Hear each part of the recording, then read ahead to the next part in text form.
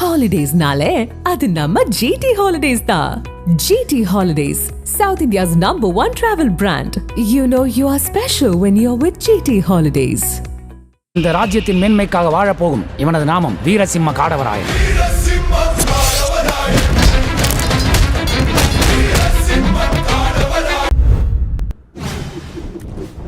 வாழா உங்கள் வாழ்வை வாழ. Cheers, a senior living by Casa Grande. Life begins at 50. நேர்களே வணக்கம், இது சாணக்யா. நீங்கள் பார்த்து கொண்டிருப்பது 7th Sense at 7 PM. தொடர்ந்து நம்ம 7 மணிக்கு மக்கள் முன்னால் உங்கள் முன்னால் தோன்றி அன்றைய நாள் பொழுதுடைய முக்கியமான விஷயங்கள் குறித்து தீர அலசல் செய்து வருகிறோம். அந்த வகையில் இன்றைக்கி நம்ம ரொம்ப முக்கியமான விஷயம், ஆளுநர் ரொம்ப நாளாக இல்லை, இந்த திமுக ஆட்சி வந்ததிலிருந்தே ரொம்ப ஹாட்ஸ்பாட்டாக இருக்கக்கூடியவர். அதிமுக ஆட்சியிலே பார்த்தோம்னாலும் கூட ஆளுநர் பற்றிய விவாதங்கள் அதிகம் எழுந்தது. ஸோ போஸ்ட் ஜெயலலிதா அவர்களுடைய டெத்துக்கு அப்புறம் பார்த்தோம்னா தமிழக ஆளுநர் அப்படின்றது முன்பு எப்படி ஜெயலலிதா அவர்கள் இருந்தபோது ஒரு ஆளுநர் பற்றிய இது வந்ததோ அதே போல் இப்பவும் வந்திருக்கிறது. அப்படி இருக்க இன்று மீண்டும் ஒரு முறை கிளியராக சொல்லணும் அப்படின்னா, மீண்டும் அப்படின்னு அழுத்தி சொல்லணும், ஆளுநர் அவர்கள் வெளிநடப்பு. ஆண்டின் முதல் சட்டசபை கூட்டத்தொடர் இன்று துவங்கியது. 24ஆம் தேதி வரை நடக்க இருக்கிறது. அப்படி இருக்க இன்னைக்கு அவை கூடியவுடன் ஆளுநர் உரையுடன் தான் எப்பொழுதும் ஆரம்பிக்கும். அப்படி இருக்க இன்று உரை ஆரம்பிக்க இருந்த நிலையில் அவர் ஆளுநர் அவர்கள் வெளிநடப்பு செய்திருக்கிறார். இதுதான் இன்றைய தலைப்புச் செய்தி. ஆளுநர் திமுக மோதல், என்ன பின்னணி? வணக்கம் சார். மீண்டும் ஆளுநர் வெளிநடப்பு. இது ஒரு ரொட்டீன் ஆயிடுச்சு. நமக்கு எந்த ஒரு விஷயமே முதல் முறை நடக்கும்போது ஒரு பெரிய அதிர்ச்சியாகவும் புரட்சியாகவும் எழுச்சியாகவும் இருக்கும். அப்புறம் அது ரொட்டீனாக மாறும்போது, ஆமாம் இது சட்டசபை கூடுதுப்பா அப்படின்னா முதல் நாள் என்ன நடக்கும் அப்படின்னா கவர்னர் வெளிநடப்பு, 2ஆம் நாள் அலுவல் ஆய்வு கூட்டம், 3ஆம் நாள் நிகழ்ச்சி அப்படிங்கிற மாதிரி தட்ஸ் பிகம் ரொட்டீன். அதே மாதிரி பட்ஜெட்னா இவங்க வாசிப்பு, இவங்க உப்பு சப்பில்லாத பட்ஜெட். ஆமாம், அது எல்லாமே ரொட்டீனாக இருக்கும். அதில் ஏதாவது ஒரு புதிதாக ஒரு விஷயம் இருக்குமான்னு பார்க்குறோம். அரசு தரப்புலையும் ஆளுநர் தரப்புலையும் எந்த மாற்றம் மூலமாக அப்படியே நிற்கிது. அப்படிங்கும்போது சட்டசபை கூடும்போது இந்த ஸ்டாண்ட்ஸ்டில் அப்படிங்கிறது இல்லாமல் சட்டசபை கூடாத அந்த இடைப்பட்ட காலத்திலே 2 தரப்பும் பேசி சரி பண்ணியிருந்தாங்கன்னா நிறைய விஷயங்கள் சரி பண்ணியிருக்க முடியும். ஏன் நான் தேசிய கீதம் கேட்குறேன், ஏன் நான் இந்த விஷயங்கள் படிக்கணும்னு நினைக்கிறேன், ஏன் இந்த விஷயம் படிக்க முடியாது நினைக்கிறேன்னு அதெல்லாம் குறிப்பிட்டு முன்னாடியே ஒரு இணக்கமான சூழ்நிலை ஏற்படுத்திருந்தாங்கன்னா இந்த ப்ரொசீஜர் ரொம்ப சரியாக போயிருக்கும். நிறைய இடங்களில் இந்த ஆளுநர் அண்டு அரசுக்கான விஷயங்கள் இணக்கமாக இருக்குது. தெலுங்கானாவில் டாக்டர் தமிழிசை சவுந்தரராஜன் ஆளுநராக இருந்தபோது ஆளுநர் உரையே இல்லாமல் படிக்கிறதுக்கெல்லாம் போயிட்டாங்கிற பார்த்தா அவங்க ஆளுநர் உரையே படிக்க விடாத அளவுக்குலாம் ஒரு எக்ஸ்ட்ரீம் கேசஸ்லாம் நடந்திருக்கு. நம்ம கண் முன்னாடியே பார்த்துருக்கோம். இந்த மாதிரியான விஷயங்கள்லாம் ரொம்ப ஆக்வர்டாக போகாத அளவுக்கு நம்ம அதை எவ்வளோ முன்னாடி சரி பண்ண முடியுமோ அதை பண்ணிடணும். பார்ப்போம். ஓகே, இது இது அடுத்த பட்ஜெட் கண்டினியூ பண்ணி இவங்களும் சட்டத்தை தொடர்ந்து இதே கவர்னர் இதே அரசு அடுத்து இருக்க போதா, இல்லாட்டி இது ஒன் லாஸ்ட் டைம் அப்படின்னு நம்ம விஜய் அவர்கள் தனியாக டான்ஸ் ஆடின மாதிரி கவர்னரோ தமிழக அரசோ ஒரு முறை கடைசி அவருக்கு சண்டை போட்டு கொடுவோம் அப்படின்னு போடுறாங்களாம் தெரியாது. நம்ம we have to wait and watch. அது இன்னும் 2 மாதம் கழிச்சு தெரிஞ்சிடும். பட் இது பெரிய அளவில் ரசிக்கத்தக்க வகையில் இருக்காது அப்படின்னு நம்ம பார்க்குறோம். ஒவ்வொரு முறையும் ஆளுநருக்கு இந்த மாதிரியான ஒரு ஹியூமிலியேஷன் நடக்கிறதும், ஒவ்வொரு முறையும் ஆளுநர் அதே சொல்கிறதும் ரெண்டுமே பார்த்தா என்னப்பா இது ஒரு போர் அடிச்சதுப்பா அப்படிங்கிற மாதிரியான ஒரு விஷயத்தை நம்ம பார்க்குறோம். இதில் ஏதாவது ஒரு தரப்பில் ஒரு இனிஷியேட் பண்ணி நம்ம பார்க்குறோம். பல பெரிய பெரிய பிரச்சனைகள்லாம் பாலஸ்தீன் இஸ்ரேல் பிரச்சனையே தீர்ந்து நிற்குங்கிறத பார்க்குறோம். ஸோ அவ்வளோ பெரிய பிரச்சனைகளுக்கு ஒரு அமிக்கபிளாக சொல்யூஷன் கொண்டு வர முடியும். அப்படிங்கும்போது ஆளுநருக்கும் திமுக அரசுக்குமான இந்த வித்தியாசத்தை சரி பண்ண முடியும். அது சரி பண்ணணும். அது 2 தரப்புமே ஒரு எஃபர்ட் எடுக்குன்னு பார்க்குறோம். அது எப்பவும் சொல்லுவாங்க ஒரு கூலிங் பீரியட்னு சொல்லுவாங்க. பார்த்தீங்கன்னா நீங்கள் நேற்று இந்த டிஸ்கஷனை வச்சிருந்தீங்கன்னா எந்த விதமாக சரி பண்ணியிருக்க முடியாது, நோ டவுட். அது அப்படியே 2 ஸ்டாண்ட்ஸில் தான் இருக்கும். பட் இதற்கு முன்னாடி ஒரு பெரிய கேப் இருந்துச்சு. போன சட்டசபை கூட்டத்தொடர் முடிந்ததுக்கும் அடுத்த சட்டசபை கூட்டத்தொடர் ஆரம்பிக்கும். ஸோ அந்த கேப்பில் இவங்க கொஞ்சம் கூலாக பேசிப்பா அடுத்த முறை நம்ம என்ன பண்ணலாம், என்ன செய்யலாங்கிற மாதிரி பண்ணியிருந்தாங்கன்னா அது ரொம்ப ஈஸி கோயிங்காக இருந்திருக்கும். பட் இது எலெக்ஷன் இயர் அப்படிங்கிறனால 2 பேருமே ரொம்ப ஸ்ட்ராங்காக நிற்க முடியாதுன்னு நினைக்கிறேன். 2 போல்ல எதிர்த்து நிற்கணும், அதுதான் அரசியலுக்கு நல்லதுன்னு நினைக்கலாம். இதுல திமுக அடுக்கிய குற்றச்சாட்டுகள், திமுக மீதான குற்றச்சாட்டுகள் இது ரொம்ப முக்கியமானதாக இருக்கிறது. ஆளுநர் அவர்கள் நிறைய விஷயங்களை டீடைல் பண்றாரு. கிட்டத்தட்ட 12 பாயிண்ட். போக்சோ வழக்குகள் அதிகமாக இருக்கக்கூடிய நிலைமையில பெண்களின் பாதுகாப்பை பற்றி ஏன் பேசலை, அந்த அறிக்கையில் இல்லை. தமிழ்நாட்டில் 12 லட்சம் கோடி ரூபாய்க்கு முதலீடுகள் வந்திருப்பதாக சொல்கிறீங்களே, அது என்ன கணக்கு? அதே போல் பார்த்தோன்னா போதைப்பொருள் நடமாட்டம், தலித்துகளுக்கு எதிரான அட்டூழியங்கள், மாநிலத்தின் மீது ஒரே ஆண்டில் 20,000 பேர் தற்கொலை செய்திருக்கின்றனர் அவர்களுடையது, கல்வித்தரத்தில் தொடர் சரிவு, உள்ளாட்சி பிரதிநிதிகள் இல்லாததால் அது பற்றி ஏன் எதுவும் குறிப்பில்லை, பல்லாயிரக்கணக்கான கோயில்களில் அறங்காவலர் குழுக்கள் இல்லாமல் மாநில அரசு நேரடியாக நிர்வகிக்கிறது, அது பற்றி ஏன் எதுவும் இல்லை, உயர்நீதிமன்றமே வழிகாட்டுதல் கொடுத்தும் ஏன் செயல்படுத்தலை, தொழில்களை நடத்த வெளிப்படையான மற்றும் மறைமுக செலவுகள் காரணமாக பல நிறுவனங்கள் அழுத்தத்தில் உள்ளனர், அதை பற்றி ஏன் பேசலை, ஏறக்குறைய அனைத்து துறைகளிலும் கீழ்மட்ட ஊழியர்கள் வரை அதிருப்தி நிலவுகிறது, ஏன் அதை பற்றி பேசலை அப்படின்னு சொல்லிட்டு 13வது பாயிண்டாக தேசிய கீதம் மீண்டும் இசைக்கப்படவில்லை அப்படின்னு குற்றச்சாட்டு. ஆளுநர் 5 பக்கத்துக்கு ஆளுநர் மாளிகை ஒரு லோக் பவன் மக்கள் இல்லம் வந்து ஒரு வெளியீடு செஞ்சுருக்கிறாங்க. 5 பக்கம் 13 குற்றச்சாட்டுகள். அதில் வந்து சில வந்து ரொம்ப நியாயமானது, சில வந்து எக்ஸஸ், சில வந்து ஆளுநர் இது வந்து செய்யலாமா அப்படிங்கிற ஒரு கேள்வி இருக்குது. ஆளுநர் சொல்லியிருக்க குற்றச்சாட்டுகள் எல்லாமே உண்மை. ஒரு 13 பாயிண்டில் ஒன்று கூட பொய் இல்லை, ஒன்று கூட மிகை இல்லை. ஆனால் அதை ஆளுநர் சொல்லாமா, அதை ஆளுநர் உரைக்கான படிக்காமல் போகிறதுக்கான காரணமாக சொல்லாமாங்கிறது தான் முக்கியமான கேள்வி. நம்ம ஆளுநருடைய மைக் ஆஃப் பண்ணுறதுங்கிறது வந்து ரொம்ப ஒரு அக்லியான ஒரு மூமெண்ட். அது வந்து நம்ம ஏற்கவே முடியாது. யாராக இருந்தாலும் சரி, நம்ம வந்து பாராளுமன்றத்தில் உட்பட பல இடங்களில் பார்க்குறோம், நம்ம வந்து மைக் ஆஃப் பண்ணணும், அதை நம்ம கட்டாயம் அலோவ் பண்ணணும். ஏன்னா ஜனநாயகத்தில் பேசுகிறது தான் உரிமையே. அது இந்த இடத்துல வந்து நம்பர் 1 கவர்மெண்ட் வந்து எக்ஸிக்யூட்டிவ் பாடி இயங்குறதே அவர்கிட்ட இருந்து தான். நம்ம வந்து நேஷன் வைடு பிரசிடென்ட் தான் அந்த டீமே ஆரம்பிக்குது, ஸ்டேட் வைடு கவர்னர் தான் ஆரம்பிக்கவே இந்த எக்ஸிக்யூஷன்ங்கிறதே. அப்போ லெஜிஸ்லேச்சருக்கும் எக்ஸிக்யூஷனுக்குமான அந்த சண்டையில் வந்து மைக் ஆஃப் பண்ணுற மாதிரியான விஷயங்கள்லாம் வந்து ரொம்ப எதிர்பாராது, ரொம்ப வருந்தத்தக்க. அதை கட்டாயமாக தவிர்த்திருக்கணும். தேசிய கீதம் பாடுறதுனால எந்த குற்றமும் கிடையாது, எந்த குறையும் கிடையாது. அதை பாடியிருக்கலாம். 1947 இருந்து சுதந்திரம் கிடைச்சிருக்கு. நமக்கு வந்து 49, 51 நம்ம தேர்தல் அடைஞ்சு நம்ம இருந்திருக்கோம். 1951, 52 முதல் சட்டமன்றம் கூடியிருக்கு. அதுலேருந்து இந்த தேசிய தமிழ் தாய் வாழ்த்தாக மனோன்மணி சுந்தரம் பிள்ளைகளுடைய பாடல் சேர்க்கப்படுற வரைக்கும் நம்ம எந்த தமிழ் தாய் வாழ்த்தும் பாடல் பண்ணல. அன்னைக்கு தேசிய கீதம் மட்டும் தான் பாடிருக்கு. அப்போ நம்ம தமிழ் தாய் வாழ்த்தை கொண்டு வந்திருக்கிறோம் அப்படிங்கிறது வந்து ஒரு மரபு அப்படின்னு சொல்லிச்சுன்னா, மரபை நம்ம பிடிச்சது, மரபை மாற்றலாங்கிற ஒன்று குழப்பம் இல்லையே. தேசிய கீதம் மட்டுமே பாடப்பட்டு கொண்டிருந்த இடத்துல தமிழ் தாய் வாழ்த்து கொண்டு வரப்பட்டது. தமிழ் தாய் வாழ்த்து கொண்டு வரப்பட்ட இடத்துல மேதகு ஆளுநர் அவர்கள் வந்து தமிழ் தாய் வாழ்த்து வேண்டான்னு ஒரு முறை கூட சொன்னது கிடையாது. தமிழ் தாய் வாழ்த்தும் பாடுங்க, நல்லா பாடுங்க. அவர் தமிழ் தாய் வாழ்த்து அவர் பலமுறை சொல்லியிருக்காரு. வேற யாரையும் விட அவர் பியூட்டிஃபுல்லா பாடுவார், தமிழ் நல்லா பேச முழுக்க பாடுவார். அதனால வந்து நீங்க வந்து தமிழ் தாய் வாழ்த்து வந்து அவர் தமிழுக்கு எதிராக இருக்காருன்னா நீங்க அவர் சொல்ல முடியாது. இன்னும் சொல்ல போனா ஆளுநர் அவர்கள் தமிழுக்கு செய்து கொண்டிருக்கக்கூடிய தொண்டு வந்து அளப்பரியது. அக்கம் பக்கத்தில் ஆளே கிடையாது. சொல்றதுக்கும் கேட்கறதுக்கும் ரொம்ப ஆச்சரியமாகவும் அதிர்ச்சியாகவும் ஓவரா இருக்கிற மாதிரி தெரியும். ஆனால் திரு கியாபே விஸ்வநாதம் போல, திரு உவே சாமிநாத ஐயர் போல தமிழுக்கு ஒரு மிகப்பெரிய தொண்டாற்றி வந்து கொண்டிருக்கிறார் திரு ஆளுநர் ரவி அவர்கள். அது வந்து எனக்கு நல்ல ரொம்ப க்ளோஸ் சர்க்கிளில் தெரியும். எனக்கு ரொம்ப ஆச்சரியமான விஷயங்கள் பண்ண, சாதாரண விஷயம், ராஜ்பவன்லேருந்தே லோக் பவன்லேருந்தே வந்து பல ஆச்சரியமான வெளியீடுகள் பண்ணிட்டு பெரிய விஷயங்கள், அளப்பரிய விஷயங்களை செய்து கொண்டிருக்கார். தமிழுக்கும், தமிழ்நாட்டுக்கும், தமிழ் வரலாற்றுக்கும், தமிழ் எதிர்காலத்துக்கும் அதில் எந்த குழப்பமும் இல்லை. ஸோ தேசிய கீதம் பாடல வந்து ஒன்றும் பிரச்சனையே கிடையாது. ஏன் பாட மாட்டேன்றாங்க தெரியல, மரபு அப்படிங்கிற சொல்றாங்க. மரபை தளர்த்த முடியாதுன்னு சொல்லக்கூடிய முதல்வர் இன்னைக்கு வந்து சட்டமன்றத்தில் பேசும்போது விதி எண் 17 தளர்த்தி நான் சொல்ற தீர்மானத்தை உள்ள எடுத்துக்கங்கன்றார். அப்ப விதி எண் 17 வந்து ரொம்ப தெளிவா சொல்லுது, ஆளுநர் உரை வந்து எப்படி அப்படியே ஏற்கப்படணும்னு சொல்லுது. அதை வந்து திருத்தி நான் சொல்ற மாதிரி இதை கொண்டு போங்கன்னு சொல்லுது. அப்ப இன்னைக்கு சட்டமன்றத்திலேயே விதி எண் 17 தளர்த்தப்பட்டு தமிழக முதலமைச்சருடைய தீர்மானம் ஏற்கப்பட்டது. எந்த தப்பும் கிடையாது, தமிழக முதலமைச்சருக்கு முழு உரிமை இருக்கு. அதுபோல ஏற்கனவே ஒரு மரபா நம்ம வந்து தமிழ் தாய் வாழ்த்து மட்டும் பாடுறதா வச்சிருக்கோம். ஓப்பனிங்ல தமிழ் தாய் வாழ்த்து, க்ளோசிங்ல தேசிய கீதம் வச்சிருக்கோம். அவர் சொன்னார் ஒன் மோர் டைம் தேசிய கீதம் கேட்கிறார். தேசிய கீதத்திலே ஷார்ட் ஃபார்ம் இருக்கு, ஃபுல் ஃபார்ம் இருக்கு. ஸோ ஷார்ட் ஃபார்ம் வச்சு பண்ணாலே போதும், தாராளமான விஷயம். அது வந்து ஒரு நிமிஷத்துக்குள்ள முடிஞ்சிடும், ரொம்ப மைக்ரோ செகண்ட்ல முடிஞ்சிட போகுது. அப்ப அதை பண்றது ஒன்றும் குழப்பமே கிடையாது. அப்ப இன்னைக்கு சட்டமன்றத்துடைய விதி எண் 17 தளர்த்திய தமிழக அரசு இன்னைக்கு தீர்மானத்துக்காக இந்த மரபு தளத்தில் என்ன கெட்டு போச்சு? தமிழ் தாய் வாழ்த்து பாடக்கூடாதுன்னு சொல்லியே இன்னொரு முறை தமிழ் தாய் வாழ்த்து முடிச்ச பிறகு பாடுவோம் கூட சொல்லிக்கங்க, யார் கேட்க போறா? ஏன்னா இது வந்து ஒரு உருவாக்கப்பட்ட மரபு, அது தொடர்ல எந்த தப்புமே கிடையாது. ஸோ மைக் ஆஃப் பண்றது வந்து ஏற்கவே முடியாது. தமிழ் தாய் வாழ்த்துக்கு வந்து ஏதோ இழிவுங்கிற மாதிரி ஒரு பிம்பம் கட்டமைக்கப்படுறது உண்மை கிடையாது. தேசிய கீதம் இன்னொரு முறை பாடல தப்பு கிடையாது. இன்னைக்கு விதி தளர்த்தப்பட்டிருக்கு, இன்னொரு முறை செஞ்சிருக்கலாம், அது வந்து ஒன்றும் தப்பு கிடையாது, அது செஞ்சிருக்கலாம். ஆனா ஆளுநர் சொல்லக்கூடிய குற்றச்சாட்டுகள்ல இந்தியா முழுக்க பல மாநிலங்களில் இருக்குது, தமிழ்நாட்டில் பல ஆண்டு காலமா இருக்குது. அதை ஆளுநர் சொல்லிட்டு அதனால நான் படிக்க மாட்டேன், அதை பத்தி எங்கன்னு கேட்க ஆரம்பிச்சீங்கன்னா ஆளுநர் உரையை ஆளுநரே தயாரிக்கிற மாதிரி ஆயிரும்.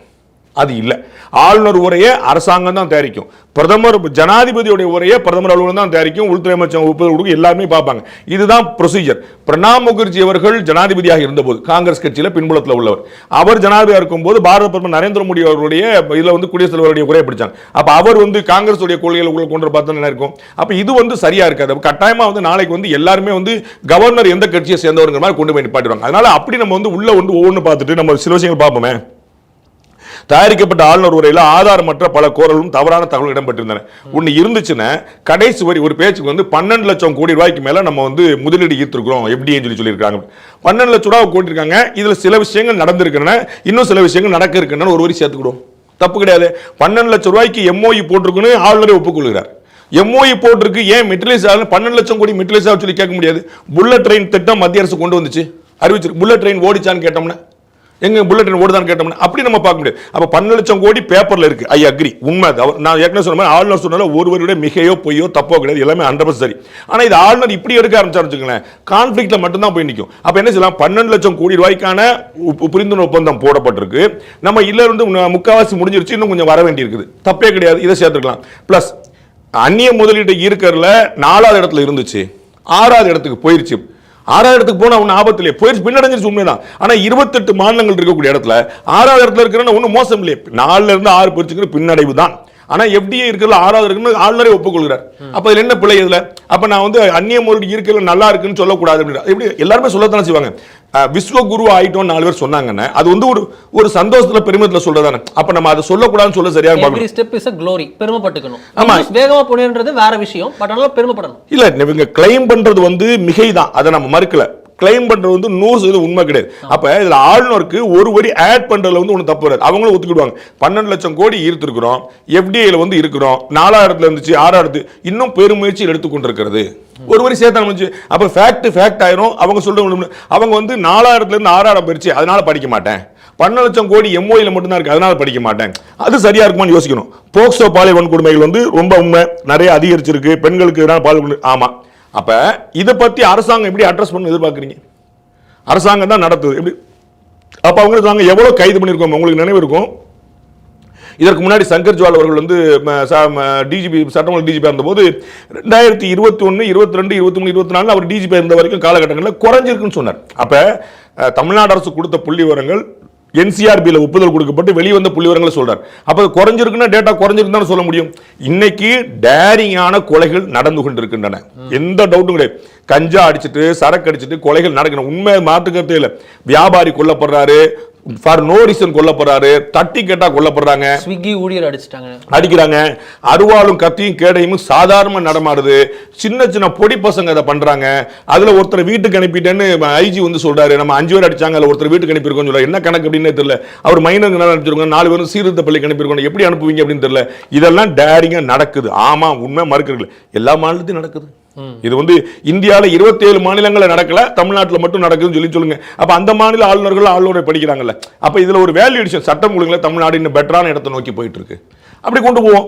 அது வந்து நம்ம சூப்பரா இருக்குன்னு அவங்க சொல்லதான் செய்வாங்க. அப்ப நம்ம வந்து ஆளுநர் உரை அப்படிங்கிறத போது இதை பெட்டராக்கிறதுக்கான ஒரு முயற்சி பண்ணலாம். இதை அட்ரஸ் பண்ணல அப்படின்னு சொன்னா இது எதிர்க்கட்சிகள் செய்ய வேண்டிய வேலை. எதிர்க்கட்சிகள் இன்னைக்கு வந்து திரு எடப்பாடி பழனிசாமி வெளியில வந்து பிரஸ் மீட் கொடுத்தவர் இதே பாயிண்ட்ல போறான்னு சொல்லி சண்டை போட்டுக்கலாம், தப்பே கிடையாது. நாளைக்கு நயினார் அறிக்கை கொடுக்கலாம், தப்பே கிடையாது. எல்லா கட்சிகளும் அறிக்கை கொடுக்கலாம். ஆனா ஆளுநர் இதெல்லாம் எங்கப்பா அறிக்கையில் அப்படின்னு சொல்லி கேட்டோம்னா அது வந்து அரசாங்கம் தயாரிச்சு கொடுக்க, இதான மரபு, இதான வழக்கம். சுதந்திர காலத்துல இருந்து அமைச்சரவை கொடுக்கறது தான் இது. அப்ப இதுல வந்து அந்த கிளைம் ஏன் இல்லை, இந்த கிளைம் ஏன் இல்லைங்கிற சரியா இருக்குமா அப்படிங்கிற கேள்வி வருது. போதைப் பொருள் நடமாட்டம், நோ டவுட், நான் ஏற்கனவே சொன்ன போல ரொம்ப சரி, அது உண்மையாக தான் இருக்குது. தலித்துகளுக்கு எதிரான அட்டூழியம், அது வந்து டேட்டால NCRB டேட்டாலே ஒத்துட்டு இருக்கு. இந்தியாவிலேயே பட்டியலினத்தவர்களுக்கு எதிரான தாக்குதல் வந்து அதிகமாக இருக்கு தமிழ்நாட்டில். அது வந்து which is a very fact. அதை வந்து அண்ணன் திருமாவளவன் கேட்க மாட்டாருன்னு தான் நம்ம கோலப்படணும். டாக்டர் கிருஷ்ணசாமி மறியல் பண்ண மாட்டாரே, பூவை ஜெயன்மூர்த்தி எங்க இருக்காரு, இந்த கேள்வி நமக்கு வரணும். அது மட்டும் இல்ல, பாஜக அதிமுக எல்லாம் ஆளுநர் அதை சொல்லும் போது நமக்கு வந்து ஓஹோ இது இங்கிருந்து வர வேண்டிய பாயிண்ட் அங்கிருந்து வருது அப்படிங்கிற விச் இஸ் நான் எப்படி சொன்ன போல ஆளுநர் சொன்னதுல 13 பாயிண்ட்ல ஒரு பாயிண்ட் கூட மிக கிடையாது. ரைட், 20,000 பேர் தற்கொலை பண்றாங்க ஆண்டுக்கு, ஒரு நாளைக்கு 65. தமிழ்நாட்டில் தற்கொலை அதிகமா இருக்கிறது இன்னைக்கு மட்டுமா? என்னுடைய நினைவு சரியாக குறைஞ்சபட்சம் ஒரு 20-30 வருஷமாவது தமிழ்நாடு வந்து தற்கொலைகளுக்கும் விபத்துகளுக்கும் நம்பர் 1 மாநிலமா தான் இருக்கு. ஒன்னு நம்பர் 1 இருக்கும், இல்லை நம்பர் 2 இருக்கும். தமிழ்நாடு, கேரளா, மகாராஷ்டிரா இந்த 3 மாநிலம் எடுத்துட்டீங்கன்னா தற்கொலை விபத்து இதுல மாறி மாறி போட்டி போட்டு இருப்பாங்க. ஒரு வருஷம் அவன் இருப்பான், ஒரு மாசம் இவன் இருப்பான், ஒரு மாசம் நம்ம இருப்போம், அப்படி இருப்போம். ஸோ தற்கொலைகள்லையும் விபத்துகள்லையும் இது வந்து எப்பயுமே இருந்துட்டு இருக்கு. ஸோ இந்த 2021க்கு பிறகு தமிழ்நாட்டில் தற்கொலைகள் வந்து கண்ணில் தெரியுது அப்படின்னா நம்ம கட்டாயம் கோலப்பட வேண்டிய விஷயம். அது எல்லா காலத்துமே இருந்துட்டு இருக்கு. தமிழ்நாடு எப்பயுமே சாலை விபத்துகளையும் இதையும் அதிகமாக தந்துட்டு பார்க்குறோம். கல்வி தரத்துல தொடர் சரிவு, அதுல ஒன்றும் குழப்பமே இல்லை. நமக்கு வந்து பல அறிக்கைகள் வந்து நமக்கு வந்து சரிவா சொல்லிட்டாங்க, இது வந்து ரொம்ப மோசமா இருக்குன்னு சொல்லிட்டாங்க. 5ஆம் கிளாஸ் பையனால 2ஆம் கிளாஸ் பாடம் படிக்க முடியல, 8ஆம் கிளாஸ் பையனால 5ஆம் கிளாஸ் பாடம், இதெல்லாம் உண்மைதான். அதுல வந்து குணமில்ல. நம்ம பல ரிப்போர்ட்டுகள் வந்திருக்கு, central government report, state government report, எல்லாருமே ஒப்புக்கிறாங்க, அதுல வந்து மாற்றம் கிடைச்சவே இல்லை. அது வந்து சரியான விஷயம் தான். பட் வந்து இது அவர் சொல்றது வந்து எதிர்க்கட்சி சொன்னா என்ன எவ்வளவு பெட்டரா இருக்குன்னு பார்க்கணும். கிராம ஊராட்சிகள்ல வந்து பஞ்சாயத்து தலைவர்களே இல்லை, கோயில்கள் அறங்காவலர்களே இல்லை. இது எல்லாமே ரொம்ப சரி, எல்லாம் ரொம்ப வேணும். நம்ம 100 முறை சொல்லியிருக்கோம் அறங்காவலர்கள் இல்லாமல் அரசாங்கம், நம்ம வந்து 100. ஆனால் ஒரு ஆக்டிவிஸ்ட் குரல் கொடுக்கறதுக்கும், ஒரு ஜேர்னலிஸ்ட் எடுத்து காட்டுறதுக்கும், ஒரு எதிர்க்கட்சிகள் குற்றம் சாட்டுறதுக்கும், ஒரு ஆளுநர் சுட்டி காட்டுறதுக்குமான வித்தியாசம். அது ஆளுநரை வந்து செய்யும் போது அது பாலிடிக்ஸ் ஆயிடுச்சா அப்படிங்கிற கேள்வி வருது. அதே மாதிரி தொழிலை நடத்துறதுக்கான ஒரு பெரிய விஷயம், சிறு மற்றும் நடுத்தர இல்லை அதெல்லாம் கரெக்ட் தான். அதில் எதுவுமே வந்து தப்பான விஷயங்கள் கிடையாது. எல்லா இடத்துலையுமே ஒரு அதிருப்தி நிலவுது. நம்ம பார்க்குறோம், போராட்டங்கள் வந்து எல்லாருமே பண்ணிட்டு இருக்காங்க, ஒருத்தர் பாக்கி இல்லை. சத்துணவு ஊழியர்கள்லேருந்து, துப்புரவு ஊழியர்கள்லேருந்து, இடைநிலை ஆசிரியர்கள்லேருந்து, 17 ஆசிரியர்கள்லேருந்து எல்லாருமே ஸ்ட்ரைக் பண்ணிட்டு இருக்காங்க. அது உண்மைதான். ஆனால் இதை வந்து அரசாங்கத்துடைய கவனத்துக்கு கொண்டு போகணும். அது ஏன் ஆளுநர் உரையில் இல்லை, அதனால நான் படிக்கலங்கிறது ஏற்க முடியுமான்னு தெரியல. அப்படி ஒவ்வொரு ஆளுநரும் ஒவ்வொரு மாநிலத்திலையும் அது இல்லை இதுலன்னு சொல்ல ஆரம்பிச்சிட்டாங்கன்னு, அப்ப அது வந்து உண்மையான ஆளுநர் உரையா மாதிரி. அப்ப நம்ம ஆளுநர் உரைங்கிற பேட்டனையே மாத்துறதுக்கான ஒரு வாய்ப்பான்னு பார்க்கலாம். நம்ம வந்து எப்ப ஆளுநர் உரைனா ஆளுநர் உரை தான், அது வந்து ஆடிட் ரிப்போர்ட் மாதிரி இருக்கும். ஆளுநர் வந்து ஆனா என்ன பிரச்சனை அப்படின்னா, இந்த ஆளுநர் உரைங்கிறது அரசாங்கத்துடைய உரை, அரசாங்கத்தின் கருத்து பிரதிபலிப்பு தான். ஏன்னா ஆளுநர் தான் அரசாள்றாரு. ஆக்சுவலி டெக்னிக்கலி நம்ம வந்து ஆளுநர் அப்படின்னு என்ன, ரூலர், அவர்தான் பாஸ். குடியரசு தலைவர் நரேந்திர மோடி என்னது, prime minister. Prime minister to whom? Council of ministers. பிரதம மந்திரி, பிரதம அமைச்சர். அமைச்சர் யாருக்கு? அமைச்சர்னா யாருக்கு? மன்னர் ஒருத்தர் இருக்கும்ல. அப்ப குடியரசு தலைவர் அப்படின்னு ஒரு போஸ்ட். ஆளுநர் நம்ம எக்ஸிகியூட்டிவ் டாப் பாஸ் அவர் தான், அது ஒன்றும் குழப்பம் இல்லை. அப்ப அவருடைய அரசை அவரே விமர்சிக்க கூடாது. அப்ப அவர் வந்து டிஜிபிக்கு சம்மன் பண்ணலாம், அவர் வந்து செக்ரட்டரிக்கு சம்மன் பண்ணலாம், சிஎஸ்க்கு, அவர் வந்து சிஎம்க்கு சம்மன் பண்ணலாம், பண்ணி வச்சு இந்த மாதிரிலாம் பண்ணுங்கப்பா அதெல்லாம் மாத்துங்கப்பா அதெல்லாம் சொல்லலாம், ஊக்கம் கொடுத்துட்டே இருக்கலாம், தன்னுடைய அதிருப்தியை வெளிப்படுத்தலாம், அதெல்லாம் செய்யணும், எந்த குழப்பமே இல்லை. அவர்கிட்ட வந்து டெக்னிக்கலா பிறகு தமிழக முதலமைச்சர் சொன்ன குற்றச்சாட்டுகள் வந்து அவர் வந்து நிறைய டிஸ்டர்ப் பண்றாரு அப்படின்னு. ஒன்னும் டிஸ்டர்ப் பண்ணல, அவர் வந்து எந்த பெண்டிங்கும் கிடையாதுன்னு சொல்லிட்டாரு. அவர் கொடுத்த ஒப்புதல்கள் எல்லாமே உச்சநீதிமன்றம் வரைக்கும் போய் என்டார்ஸ் பண்ணி வச்சிருச்சு. அவங்க வந்து அரசாங்கமும் ஒற்றை நீதிபதியும் கொடுத்த தீர்ப்பு தான் தப்புன்னு உச்சநீதிமன்றம் 5 நீதிபதி அரசமைப்பு அவர் சொல்லிருச்சு. அதுல ஆளுநர் செஞ்ச சரி வந்துருச்சு. சோ இது வந்து எங்குமே எக்ஸஸ் இல்ல. தனியா போய் பல இடங்கள்ல பேசுறாரு, பேசுறதுக்கு 100% உரிமை இருக்கு. அவர் சொன்னல ஏதாவது ஒரு பாயிண்ட், அவர் திராவிடம் பற்றியோ, ஆரியம் பற்றியோ, இந்திய கலாச்சாரம் பற்றியோ, பண்பாடு பற்றியோ தப்பான ஒரு புள்ளிவரம் சொன்னாரு, ஒரு பொய் சொல்லிட்டாரு, ஒரு விஷயத்தை மிகைப்படுத்திட்டாரு கூட சொல்ல முடியாது. அவர் வந்து வெளியில போய் பேசுற இடங்கள் பூரா அவர் வந்து முதலமைச்சரே சொல்றாரு அவருக்கு அந்த உரிமை இருக்குது. ஆனா வந்து வெளியில போய் தான் பேசுறாரு. வெளியில போய் பேசுறதுக்கு 100% உரிமை இருக்கு. அது பேசுனதுல ஏதாவது ஒரு பாயிண்ட் தப்பான்னு சொல்லு, அது. ஆனா ஆளுநர் உரையில் அதை கொண்டு வந்துட்டு இது இல்லைன்னு சொல்லி சொல்ல முடியுமா அப்படிங்கிறது எனக்கு ஒரு பெரிய கேள்வியா இருக்கு. சிவராஜ் சித்த வைத்தியசாலை ஹொசூர் கிளை தினசரி காலை 7 மணி முதல் இரவு 8 மணி வரை மருத்துவரை சந்தித்து ஆலோசனை பெறலாம். தொடர்புக்கு 8110803500. தினம்தோறும் விளக்கேற்ற நல்ல எண்ணெய் இதயம் நல்லெண்ணெய்.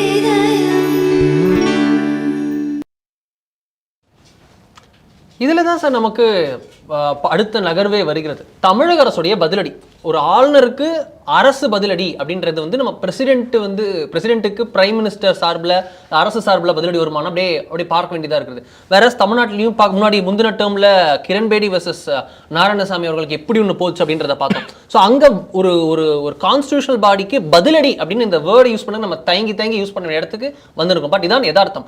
என்ன பதிலடி இருந்திருக்குன்னா, அரசியல்வாதி இல்லை அப்படின்னு, நீங்க ஒன்றும் அரசியல்வாதி இல்லை அப்படின்னு அப்பாவு அவர்கள் சபாநாயகர் சொல்றார்.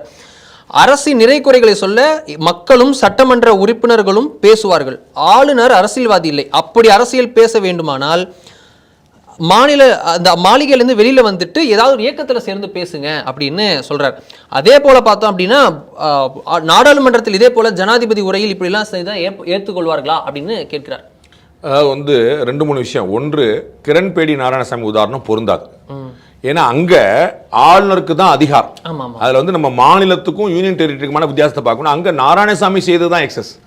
அதுல நமக்கு ஒன்றும் குழப்பம் இல்லை. ஆளுநருடைய அதிகாரத்தை ஏற்காமல் தான் ஏதோ ஒரு முழுமையான மாநிலத்தின் முதலமைச்சர் போல அவர் வந்து அவருக்கு தெரியும், அவர் வந்து எம்பியா இருந்திருக்கிறாரு, பிரைம் மினிஸ்டர் அலுவலகத்துடைய அமைச்சராக இருந்திருக்கிறாரு, அவருக்கு அத்தனை மரபும் தெரியும். அவர் தெரிஞ்சுக்கிட்டு வீம்புக்குனே இவங்க கிரண்பேடிங்கிறதுனால அவங்க வந்து ஒரு லேடி, அவங்க கிரண்பேடி, அவங்க வந்து போலீஸ் ஆஃபீஸர், நம்ம பார்த்துக்கலாம் அப்படி நம்ம பார்க்க, ஆமா நம்ம பார்க்காத போலீஸ் ஆஃபீஸர் அப்படிங்கிற மாதிரி வந்து ஒரு அட்டெம்ப்ட் பண்ணாரு. நாராயணசாமி அவர்கள் செய்தது வந்து அரசியல், அது வந்து அதில் வந்து ஏற்க முடியாதுங்கிறது தான் உண்மை.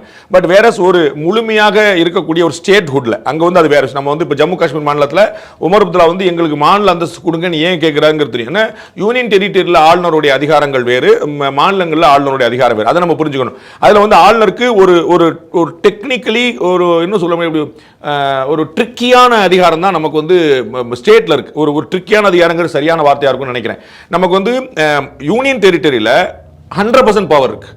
அவர் தான் கேபினெட், துணைநிலை ஆளுநர். அங்க யூனியனுடைய டெரிட்டரி. ஆமா, யூனியன் டெரிட்டரி அவங்க சொல்றதுதான், அதை தான் அவங்க வந்து அமைச்சரவை மற்றவங்க கேட்கணும் தவிர மீற முடியாதுன்னு பார்க்குறோம். ஏன்னா போலீஸ் ஃபோர்ஸ் வந்து சென்ட்ரல் கவர்மெண்ட்ல இருக்கும், ஃபைனான்ஸ் பட்ஜெட் வந்து சென்ட்ரல் கவர்மெண்ட்ல இருக்கும். ஸோ உங்களுக்கு பாதுகாப்பும் நிதியுமே வந்து வேற இடத்துல போயிடுச்சுங்கும் போது அது வந்து உங்களுக்கு நல்லா புரியும். நீங்க சொன்ன போல அது யூனியன் டெரிட்டரி. ஆனால் முழுமையாக உருவாக்கப்பட்ட ஒரு மாநிலத்தில் அப்படி கிடையாது. மாநிலத்தில் வந்து ஒரு ட்ரிக்கியான பொசிஷன் ஆளுநருக்கு வந்து ரொம்ப குருஷியலான பொசிஷன்ஸ் நிறைய உண்டு. ஆளுநருடைய சேஃப் ஃபைனல் அப்படின்னு பல சந்தர் வந்துட்டு இப்போ 5 நீதிபதிகள் கொண்ட அரசமைப்புல ரொம்ப தெளிவா சொன்னாங்க, நாங்க எல்லாம் தலையிட முடியாது, நாங்க காலக்கெடுலாம் விதிக்க முடியாது. ஏன் உச்சநீதிமன்றத்தில் 5 நீதிபதிகள் கொண்ட அரசமைப்பு எப்படி நாங்க தலையிட முடியாதுன்னு சொல்லலாம்? இன்னைக்கு நம்ம பார்க்கிறோம்ல, நம்ம வந்து உள்ள ஒவ்வொரு டிபார்ட்மெண்ட் உள்ள போகுது. அப்படிதாங்க சொல்லியிருக்காங்க. அப்ப நீதிமன்றத்துடைய சூப்பர்விஷனை ஏற்கிறதுக்கு வந்துருக்குல, நீதிமன்றம் ஆளுநர் முடிவில் தலையிட முடியாதுன்னு தீர்ப்பு சொல்றாங்க. உங்களுக்கு புரியல? அப்ப வந்து ஆளுநருக்கு அவ்வளவு பெரிய பவர் இருக்கு, நோ டவுட். அப்ப நம்ம வந்து அதை நம்ம வந்து ஒரு போட்டு சில இடங்கள்ல அவங்க கேட்டே ஆக வேண்டிய மேண்டேட் இருக்கு. ஸோ வந்து ஆளுநருக்கு வந்து இந்த மாநிலங்களை பொறுத்தளவுக்கு ஒரு ட்ரிக்கியான பொசிஷன் இருக்குன்னு நம்ம புரிஞ்சுக்கணும். ஒன்று, திரு அப்பா அவர்கள் வந்து செஞ்சது வந்து ரொம்ப அதீதம், ரொம்ப ஆச்சரியம், ரொம்ப அதிர்ச்சி.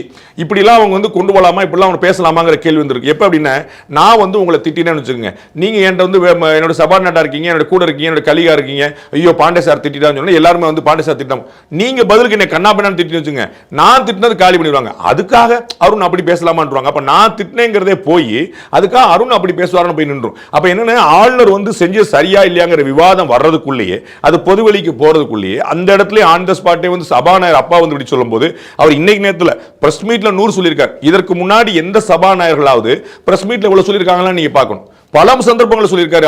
அப்ப வந்து மற்றவர்கள் இல்லாத அளவுக்கு இந்த சபாநாயகர் அப்பா அவர்கள் வந்து பொது வெளியில நிறைய விஷயங்கள் பேசியிருக்காங்க, கண்கூடா பார்க்கிறோம். அப்ப முந்தைய ஆளுநர்கள் இல்லாத அளவுக்கு இந்த ஆளுநருக்கு நம்ம எப்படி தப்பு சொல்ல முடியும்? அப்ப நான் முழுமையான வரையறைக்குள்ளேயே இருக்கிறேன், ஆளுநர் வரையறை மீறுகிறார் அப்படின்னா சொல்றதுக்கு ஒரு லாஜிக் இருக்கு. நான் இந்த பக்கம் வந்து என்னுடைய வரையறைக்கு நான் வந்து எவ்வளவு எக்ஸ்டெண்ட் பண்ண முடியுமா கொண்டு வந்துக்கிறேன். அப்ப ஆளுநர் அவருடைய ஸ்பேஸ் இன்க்ரீஸ் பண்ண தானே பார்ப்பாரு. அப்ப சபாநாயகர் அவர்கள் ஆளுநரை பத்தி நீங்க ஏதாவது கட்சியில சேர்ந்துக்கங்க, ஏதாவது இயக்கத்தில் சேர்ந்துக்கங்க, அதை நம்ம ஏற்க முடியாது. அவர் வந்து எங்களுடைய ஒரே ஏற்கிறோம், அவ்வளவுதான், முடிஞ்சு வச்சுக்காத. இப்போ நீங்க பாத்தீங்கன்னா இன்னைக்கு சட்டமன்றத்திலேயே எந்த இங்கிலீஷ்ல நம்ம கொடுத்திருந்த ஆக்சுவல் டெக்ஸ்ட் வந்து ஏற்கப்பட்டது, அதோட முடிஞ்சு வச்சுல, அது முடிஞ்சுக்கலாம். அதுக்கப்புறம் வந்து முதலமைச்சருடைய தீர்மானமும் முதலமைச்சருடைய விமர்சனமும், ஆட்டுக்கு தாடியும் நாட்டுக்கு கவர்னரும் தேவையில்லை, இந்த பக்கம் வந்து சபாநாயகருடைய இந்த இதெல்லாம் தேவையில்லாம தவிர்த்துக்கலாம். அப்போ வந்து இந்த பக்கம் வந்து பாருங்க, அவங்க ரொம்ப ரெஸ்ட்ரிக்டா இருந்தாங்க, ரொம்ப செல்ஃப் ரெஸ்ட்ரிக்டா இருந்தாங்க. ஆனா ஆளுநர் இப்படி பண்ணிட்டாருன்னு ஒரு விமர்சனம் வரலாம்.